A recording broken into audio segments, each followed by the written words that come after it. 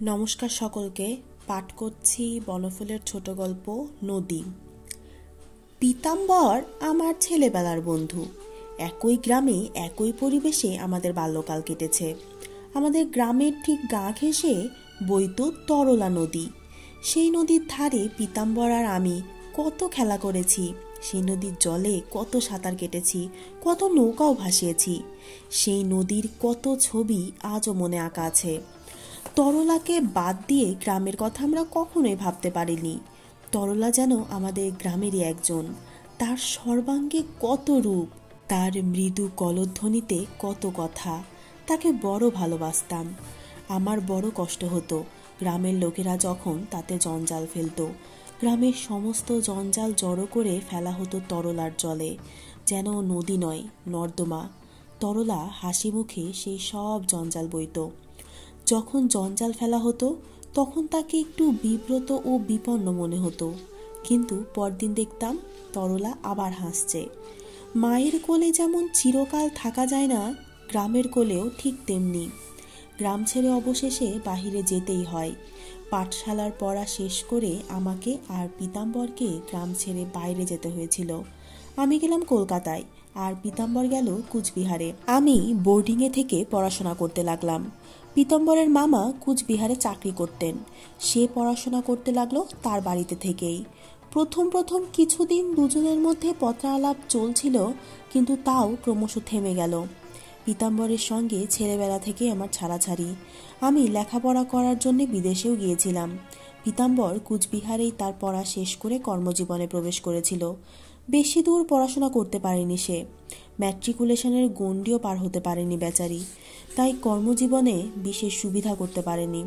কারণ বাঙালির কর্মজীবন মানেই চাকরি। নন ম্যাট্রিকের চাকরি জীবন উজ্জ্বল হওয়ার কথা নয়। একটা আপিসে দিন কত কেরানিগিরি করার সুযোগ অবশ্য পেয়েছিল, কিন্তু মাইনে যাবে তো তাতে তার কুলোতো না। শেষে চাকরি ছেড়ে ব্যবসায় ধরল সে। বিনা মূলধনে এবং বিনা বিদ্যায় যে ব্যবসা স্বাচ্ছন্দ্যে চলে সেই ব্যবসা হলো পুরোহিতগিরি। ব্রাহ্মণের ছেলে, নিষ্ঠারও ভরং ছিল। মিষ্টি কথা বলেই গৃহিণীদের মনোরঞ্জন করার ক্ষমতাও ছিল। তাই এই 12 মাসে 13 পার্বণের দেশে তার রোজগার নিতান্ত মন্দ হতো না।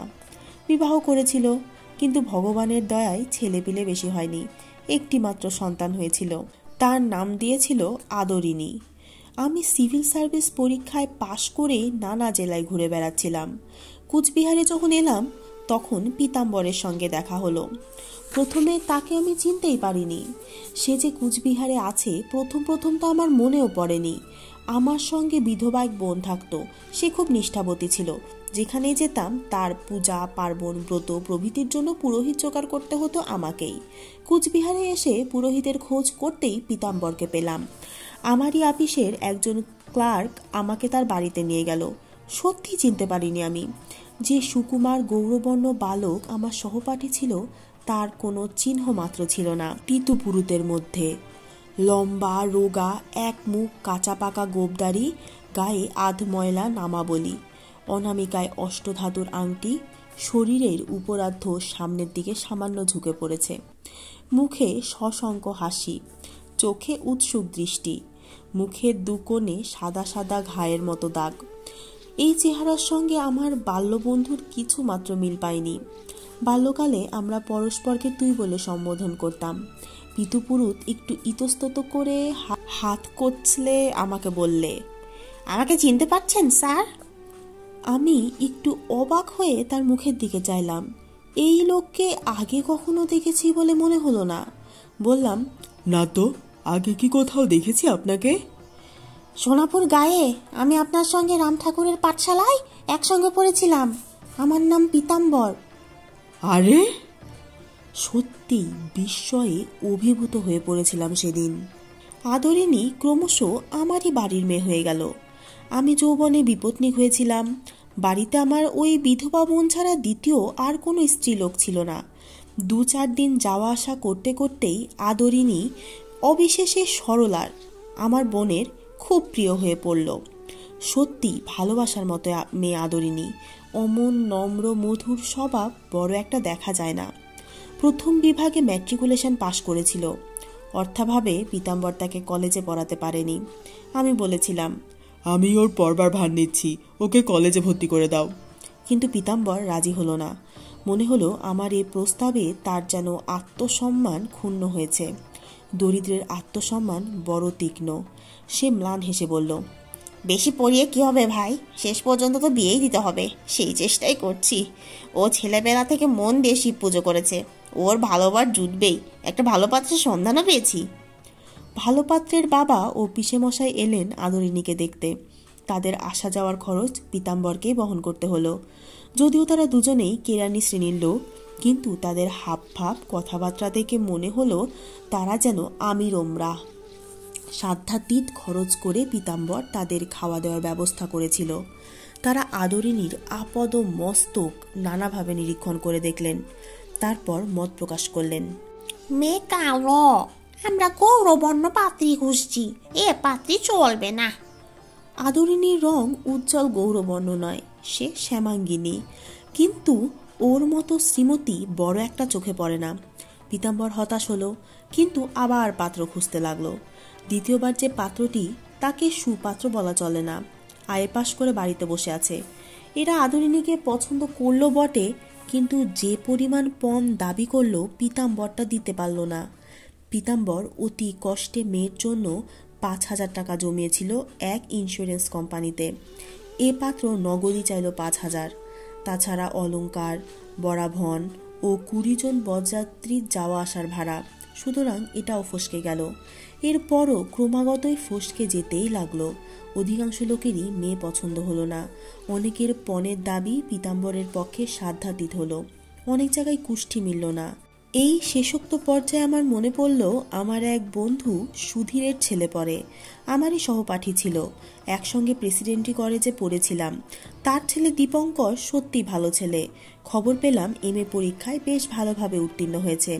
আমিও আদরিনীর সঙ্গে দীপঙ্করের সম্বন্ধ করে সুধীরকে চিঠি লিখলাম। আশা ছিল সুধীর আমার অনুরোধ অগ্রাহ্য করবে না। সুধীর সরাসরি অগ্রাহ্য করেওনি, সে মেয়েও দেখতে চাইলে না। লিখলে, তুমি যখন মেয়ে দেখে পছন্দ করেছো আমার কিছু বলার নেই, কিন্তু দীপঙ্কর আমাদের একমাত্র ছেলে, তাই আমার স্ত্রীর বিশেষ ইচ্ছা যে পাত্রপাত্রীর জোটক বিচার করে যেখানে ভালো মিল হবে সেইখানে ছেলের বিয়ে দেবেন। আদরিনীর কুষ্ঠি পাঠিয়ে দেওয়া হলো। 7 দিন পরে খবর এলো মিল হয়নি। বাঙালিদের চক্ষু লজ্জা খুব প্রবল। যেখানে সোজা পথে প্রত্যাখ্যান করা সম্ভব নয়, সেখানে বাঁকা পথ আবিষ্কার করে চক্ষু লজ্জার মর্যাদা রক্ষা করার মতো বুদ্ধি তাদের ভালোই আছে। যাই হোক, আমি ওখানে যতদিন ছিলাম আদরিনীর বিয়ের কোনো ব্যবস্থাই হয়নি। তবে এ আশাও ছিল না, কারণ যে যোগাযোগের ফলে আমাদের সমাজে মেয়ের বিয়ে হয়, সেই যোগাযোগ ঘটাবার সামর্থ্য পীতাম্বরের ছিল না। কিছুদিন পরে আমি ওখান থেকে বদলি হয়ে গেলাম। আমি বগুড়ায় গিয়ে আমার এক বন্ধু দ্বিজেনের চিঠি পেলাম। দ্বিজেন সুধীরেরও বন্ধু। দ্বিজেন লিখেছে, সুধীর তার ছেলের জন্য চারিদিকে মেয়ে দেখে বেড়াচ্ছে। মুখে যদিও খোলাখুলি বলছে না, কিন্তু মনে হয় তার আসল লক্ষ্য টাকা। এক জায়গায় শুনলাম খোলাখুলি নাকি সে নগদ 10,000 টাকা চেয়েছিল। মেয়ের বাবা যখন বললেন অত টাকা আমি দিতে পারবো না, বড় জোর 1,600 দিতে পারি। সুধীর কি বলে জানো, লিখলে আপনার প্রস্তাবে আমি রাজি হতাম, কিন্তু দুঃখের সহিত জানাচ্ছি যে কুষ্ঠি মিল হয়নি। এই চিঠি পাওয়ার মাস 6 পরে খবর পেলাম সুধীরের ছেলে দীপঙ্কর IAS পরীক্ষায় উত্তীর্ণ হয়েছে। এর কিছুদিন পরে সে আমারই কাছে ADM হয়ে এলো ট্রেনিং নেওয়ার জন্য। খুশি হলাম তাকে দেখে। এসেই সে তার বউ নিয়ে আমার সঙ্গে দেখা করতে এলো। কালো সুটকো লম্বা একটি মেয়ে, শুনলাম যাতে সোনার বেনে, কিন্তু লেখাপড়ায় ভালো। দীপঙ্করের সহপাঠিনী ছিল, লাভ ম্যারেজ। মেয়েটির সঙ্গে আলাপ করে ভালোই লাগলো। কথায় কথায় জানতে পারলাম এই বিয়েতে কুষ্ঠি মেলানো হয়নি। ওর নিয়ে কচলাকচলি করার সুযোগও পায়নি সুধীর। আর সবচেয়ে আশ্চর্যের বিষয়, সুধীর দীপঙ্করের সঙ্গে সামাজিক সম্বন্ধ ছিন্নও করেনি, এই বউকে বরণও করে নিয়েছে। বদলি হয়ে আসার পর পীতাম্বরের একটি মাত্র চিঠি পেয়েছিলাম। আদরিনীয় একটি চিঠি লিখেছিল, কিন্তু তারপর হঠাৎ তারা থেমে গেল। আমি চিঠি লিখেও আর তাদের উত্তর পাইনি। নানান রকম কাজে ব্যস্ত থাকতে হতো আমাকে, তাই আর খবরও নিতে পারিনি। তারপর সাধারণত যা হয়, ক্রমশ তাদের কথা ভুলে গেলাম, কিন্তু শেষ পর্যন্ত ভুলে থাকা গেল না। আমি রিটায়ার করে কলকাতায় বসবাস করছিলাম। সময় কাটাবার জন্য কাজও নিয়েছিলাম একটা। পাঞ্জাবের একজন বড় চামড়া ব্যবসায়ী জাফর খাঁ তার ব্যবসায়ের ম্যানেজার নিযুক্ত করেছিলেন আমাকেই। আপিসে একদিন বসে আছি, চাপরাশি এসে খবর দিল এক অরাত আমার সঙ্গে মুলাকাত করতে চান। আমার কামরায় তাকে নিয়ে আসতে বললাম। আপাদ মস্তক বোরখা ঢাকা এক মহিলা এসে প্রবেশ করলেন। অবাক হয়ে গেলাম যখন সেই বোরখার মুখের কাপড়টা তুলে ফেলল। আমাকে চিনতে পারছেন কাকাবাবু? সত্যি আমি চিনতে পারিনি। আমি আদরিনী। আদরিনী, তোমার এই বেশ? আমি মুসলমানকে বিয়ে করেছি। আপনাদের সমাজে তো আর ঠাঁই খুঁজে পেলাম না। এরা আমাকে আদর করে রেখেছে। সুখে আছে আমি। আমার স্বামী আপনার অফিসে, আপনার অ্যাসিস্ট্যান্ট ম্যানেজার। কাদের সাহেব তোমার স্বামী? হ্যাঁ। নির্বাক হয়ে রইলাম আমি। একটি ছেলে দরজার ফাঁক দিয়ে উকি মারছিল। ফুটফুটে সুন্দর ছেলে। এটি আমার ছেলে। আব্বাস, এদিকে আয়, নানাকে আদাব কর। আব্বাস এসে আদাব করল। আমি গাল টিপে একটু আদর করলাম। কি করে আদরিনী মুসলমানকে বিয়ে করলো? পীতাম্বরের খবর কি? এসব আর জিজ্ঞাসা করতে সাহস পেলাম না। 4 অনেক দিন পর সোনাপুরে গিয়েছিলাম আরেকবার। গিয়ে দেখলাম তরলা নদী আর গ্রামের পাশ দিয়ে বইছে না। তার জলে জঞ্জাল ফেলে ফেলে গ্রামের লোকেরা তার খাত প্রায় বুঝিয়ে দিয়েছে। নদী কিন্তু মরেনি। সে তার গতি পরিবর্তন করে পাশের গাঁয়ের গা ঘেঁষে বইছে। যে নদী সোনাপুরের শোভা ছিল, যে নদী সোনাপুরকে শস্য শ্যামল করে রাখত, সেই নদী এখন রহিমগঞ্জের পাশ দিয়ে বইছে। রহিমগঞ্জের শোভা সমৃদ্ধি বৃদ্ধি করছে। শেষ। গল্পটা এখানেই শেষ। ধন্যবাদ সকলকে।